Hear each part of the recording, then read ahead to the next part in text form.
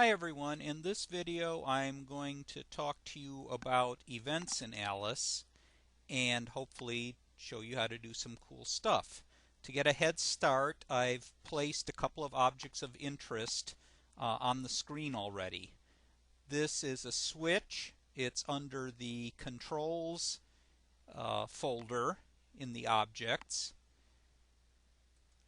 You would think that it would already do something for you, but it really doesn't. It's just a collection of parts and it sits there unless you tell it what to do.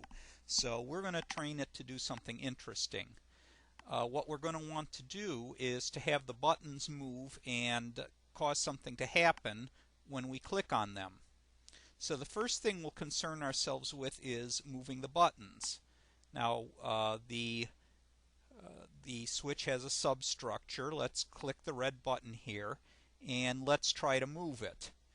So we'll use our interactive method to move the button. Let's move it backward. That seems a good guess, and by 1/2 meter. Well, that's way too far. That's taking it right out of the control. And to save time, I will tell you that by trial and error, the approximate correct distance to move it is about 0.04 meters. So let me show you that. Here it's in the memory from me working on it to rehearse this video, but let's go ahead and punch it in explicitly. 0.04, okay, and that's about the right movement. Let's undo and redo that a couple of times. Okay. To be elegant about it, let's create a variable in the switch itself. Let's go over to Properties, Create New Variable, and let's call this variable Button Movement and give it a value of 0.04. Now we could change this in the program, but we really don't want to, so we'll regard this variable as unchanging and refer to it as a constant, even though that's kind of the opposite meaning of variable. We will regard this as a constant containing the distance to move the buttons. Now let's add another variable, and this one really will be a variable because it's going to change. And we'll have that represent the state of the switch, whether it's on or off. So let's create a new variable. Let's call this variable isOn, which indicates whether the switch is on or not. We'll make it a Boolean, that is a true-false variable. It won't have a number value, it will have a true or false value.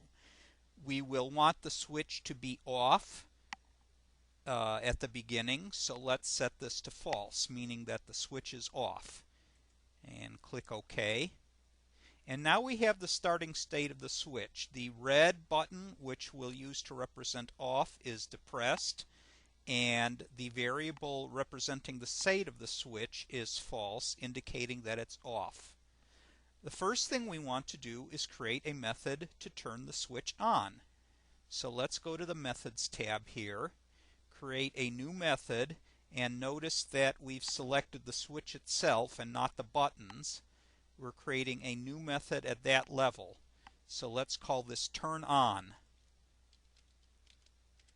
And here I'm using my the camel case method that I prefer to separate words.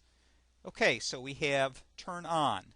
What do we want to do when the switch turns on? We want the red button to come out and we want the green button to go in. So let's first select the red button and make it come out. We'll drag a command down here to say move. What do we want? We want it to move forward because it's backward. This is the distance we want to move, but let's use the constant we created to indicate the proper movement. Now at the same time we want the green button to go in. So let's cheat a bit, make a copy of this command, change red button to green button. Okay, let's move this up a bit so we can see what we're doing. Okay, let's change the red button to the green button and change forward to backward. And that should do what we want. There's one more thing we want to do. Since we're turning the switch on, we need to change its state to, we want to change this is on variable from false to true. So we'll drag this down here, set the value to true, and that should take care of it. Now, how are we going to activate this routine? Well, let's do it when we click on the green button. Clicking on the green button should turn the switch on. And to do that, we create an event. An event is just something that happens that Alice needs to respond to. And the event we're going to create is when the mouse is clicked on something. What kind of click do we want it to respond to? We want it to respond to clicking on the green button. Okay, and let's make this a little more visible here. What do we want to happen when the green button is clicked? We want to activate the switch method turn on.